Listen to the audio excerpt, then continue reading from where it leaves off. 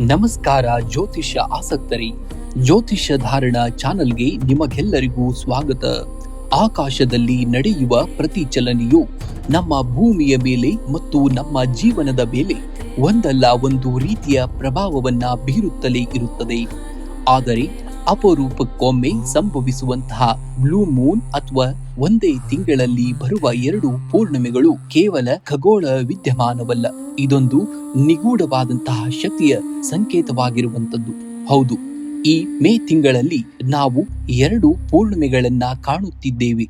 ಮೇ 1ರಂದು ಒಂದು ಪೂರ್ಣಿಮೆಯಾದರೆ ಮೇ 31ರಂದು ಮತ್ತೊಂದು ಪೂರ್ಣಿಮೆ ಇದೆ.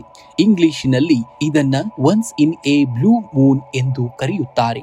ಇಂದಿನ ಈ ಸುದೀರ್ಘ ವಿಡಿಯೋದಲ್ಲಿ ಈ 2 ಪೂರ್ಣಿಮೆಗಳ ಪ್ರಕೃತಿಯ ಮೇಲೆ ಯಾವ ರೀತಿ ಪರಿಣಾಮವನ್ನ ಬೀರುತ್ತವೆ, ಮನುಷ್ಯನ ಮನಸ್ಸು ಮತ್ತು ಆರೋಗ್ಯದ ಮೇಲೆ ಇದರ ಪ್ರಭಾವವೇನು, ಜ್ಯೋತಿಷ್ಯ ಶಾಸ್ತ್ರದ ಪ್ರಕಾರ ನಾವು ಯಾವ ಮುನ್ನೆಚ್ಚರಿಕೆಯ ಕ್ರಮಗಳನ್ನ ವಹಿಸಬೇಕು, ಎಲ್ಲವನ್ನ ವಿವರವಾಗಿ ತಿಳಿಯೋಣ.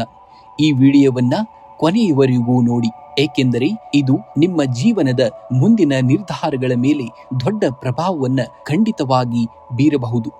ಬ್ಲೂ ಮೂನ್ ಎಂದರೆ ಏನು, ಇದು ಏನು ಎಂಬುದನ್ನು ನೋಡುವುದಾದರೆ, ಸಾಮಾನ್ಯವಾಗಿ ಒಂದು ತಿಂಗಳಿಗೆ ಒಂದು ಪೂರ್ಣಿಮೆ ಇರುವಂಥದ್ದು. ಚಂದ್ರನ ಚಕ್ರವು ಸುಮಾರು 29.5 ದಿನಗಳಾಗಿರುತ್ತದೆ. ಆದರೆ ನಮ್ಮ ಕ್ಯಾಲೆಂಡರ್ ತಿಂಗಳು 30 ಅಥವಾ 31 ದಿನಗಳಿರುತ್ತವೆ.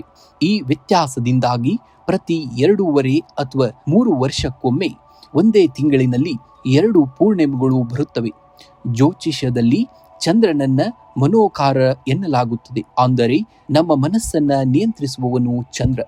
ಒಂದೇ ತಿಂಗಳಲ್ಲಿ 2 ಬಾರಿ ಚಂದ್ರನು ತನ್ನ ಪೂರ್ಣ ಶಕ್ತಿಯನ್ನ ಭೂಮಿಯ ಮೇಲೆ ಬೀರಿದಾಗ ಪ್ರಕೃತಿಯಲ್ಲಿನ ಸಮತೋಲನದಲ್ಲಿ ವ್ಯತ್ಯಾಸವಾಗುವುದು ಸಹಜವಾಗಿರುವಂಥದ್ದು.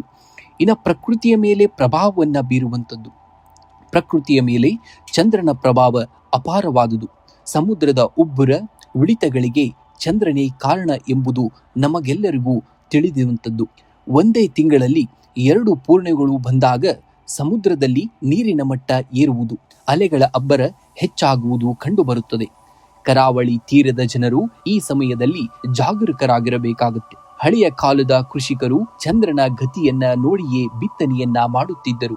ಈ 2 ಪೂರ್ಣಿಮೆಗಳ ಪ್ರಭಾವದಿಂದ ಭೂಮಿಯಲ್ಲಿ ತೇವಾಂಶದ ಬದಲಾವಣೆಯಾಗಿ ಗಿಡಮೂಲಿಕೆಗಳ ಔಷಧೀಯ ಗುಣಗಳಲ್ಲಿ ಬದಲಾವಣೆಯಾಗುತ್ತದೆ ಎಂದು ಆಯುರ್ವೇದದಲ್ಲಿ ಉಲ್ಲೇಖವಿದೆ. ಈ ಸಮಯದಲ್ಲಿ ಪ್ರಾಣಿಗಳ ವರ್ತನೆಯಲ್ಲೂ ಬದಲಾವಣೆ ಕಾಣಬಹುದು. ಚಂದ್ರನ ಬೆಳಕು ಹೆಚ್ಚಾದಂತೆ ರಾತ್ರಿ ಸಂಚರಿಸುವಂತಹ ಪ್ರಾಣಿಗಳು ಹೆಚ್ಚು ಸಕ್ರಿಯವಾಗಿರುವಂಥದ್ದು. ಇನ್ನು ಮನುಷ್ಯನ ಮನಸ್ಸು ಮತ್ತು ಆರೋಗ್ಯದ ಬಗ್ಗೆ ಪರಿಣಾಮಗಳನ್ನ ನೋಡುವುದಾದರೆ, ಇಲ್ಲಿ ಸ್ವಲ್ಪ ಗಂಭೀರವಾಗಿ ನಾವು ನೋಡಬೇಕಾಗುತ್ತೆ.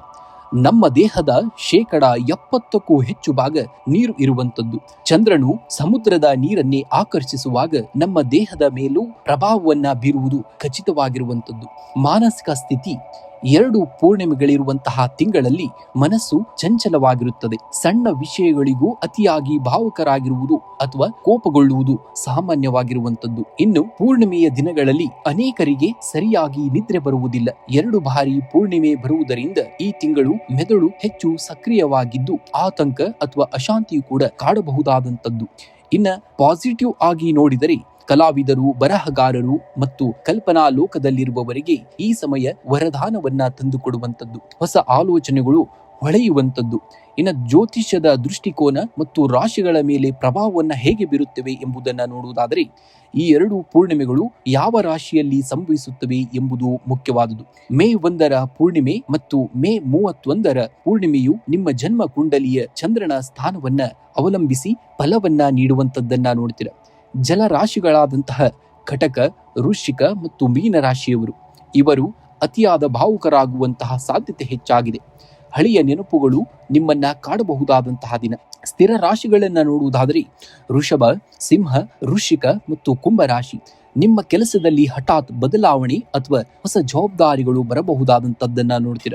ಇನ್ನು ಪರಿಹಾರವನ್ನ ನೋಡುವುದಾದರೆ, ಈ ತಿಂಗಳು ಅಮಾವಾಸ್ಯೆಯಿಂದ ಪೂರ್ಣಿಮೆಯವರೆಗೆ ಮನಸ್ಸನ್ನ ಶಾಂತವಾಗಿಡಲು ಧ್ಯಾನ ಅಗತ್ಯವಾಗಿ ಮಾಡಬೇಕಾಗುತ್ತೆ. ಈ ಸಮಯದಲ್ಲಿ ನಾವು ಏನ್ ಮಾಡಬೇಕು, ಏನ್ ಮಾಡಬಾರ್ದು ಎಂಬುದನ್ನ ನೋಡುವುದಾದರೆ, ಹೆಚ್ಚು ನೀರು ಕುಡಿಯಬೇಕಾಗುತ್ತೆ. ದೇಹದ ತೇವಾಂಶವನ್ನ ಕಾಪಾಡಿಕೊಳ್ಳಲು ಬೆಣ್ಣೆ ಅಥವಾ ಬಿಳಿ ಬಣ್ಣದ ಆಹಾರ ಪದಾರ್ಥಗಳನ್ನ ಸೇವನೆಯನ್ನ ಮಾಡಬೇಕಾಗುತ್ತೆ. ಧ್ಯಾನ ಮತ್ತು ಪ್ರಾಣಾಯಾಮಕ್ಕೆ ಹೆಚ್ಚಿನ ಸಮಯವನ್ನ ನೀಡಬೇಕಾಗುತ್ತೆ. ಕುಲದೇವತೆಯ ಪ್ರಾರ್ಥನೆ ಅಥವಾ ಚಂದ್ರನ ಮಂತ್ರವನ್ನಾದಂತಹ ಓಂ ಶ್ರಾಂ ಶ್ರೀಂ ಶ್ರೌಂ ಸಂ ಚಂದ್ರಮಸೇ ನಮಃ ಈ ಒಂದು ಮಂತ್ರವನ್ನ ಪಠನೆಯನ್ನ ಮಾಡಬೇಕಾಗುತ್ತೆ. ಏನು ಮಾಡಬಾರದು ಎಂದರೆ ಪ್ರಮುಖ ಹಣಕಾಸಿನ ನಿರ್ಧಾರಗಳನ್ನ ಆತುರದಲ್ಲಿ ತೆಗೆದುಕೊಳ್ಳಬೇಡಿ. ಅತಿಯಾದ ವಾದ ವಿವಾದಗಳಿಂದ ದೂರವಿರಬೇಕಾಗುತ್ತೆ.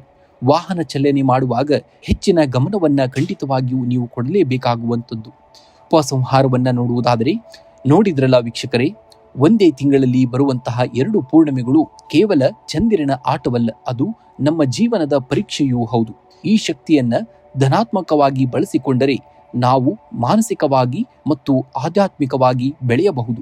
ಈ ಮಾಹಿತಿ ನಿಮಗೆ ಇಷ್ಟವಾಗಿದ್ದರೆ ವಿಡಿಯೋವನ್ನ ಲೈಕ್ ಮಾಡಿ ಮತ್ತು ನಿಮ್ಮ ಸ್ನೇಹಿತರೊಂದಿಗೆ ಹಂಚಿಕೊಳ್ಳಿ. ಇನ್ನೂ ಹೆಚ್ಚಿನ ಜ್ಯೋತಿಷ್ಯ ಮಾಹಿತಿಗಾಗಿ ನಮ್ಮ ಜ್ಯೋತಿಷ್ಯ ಧಾರಣಾ ಚಾನಲ್ಗೆ ಸಬ್ಸ್ಕ್ರೈಬ್ ಆಗುವುದನ್ನ ಮರೆಯಬೇಡಿ. ಮುಂದಿನ ವಿಡಿಯೋದಲ್ಲಿ ಮತ್ತೊಂದು ಕುತೂಹಲಕಾರಿ ವಿಷಯದೊಂದಿಗೆ ಸಿಗೋಣ. ಧನ್ಯವಾದಗಳು.